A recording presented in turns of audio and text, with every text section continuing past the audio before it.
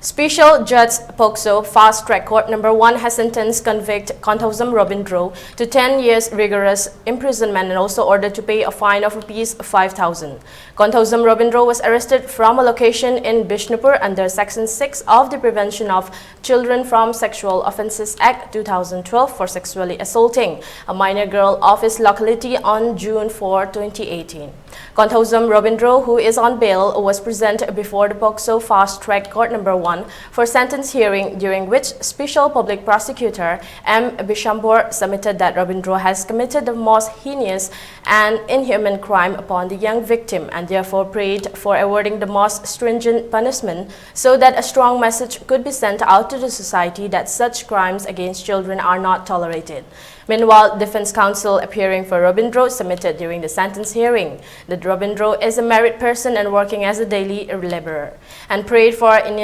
leniency in awarding the quantum of sentence while commuting the time spent in judicial custody during the investigation and trial of the case. After hearing both sides, Special Judge POCSO Fast Track Court Number 1 sentenced the convict Konthozam Robindro to 10 years rigorous imprisonment along with payment fine of Rs 5,000.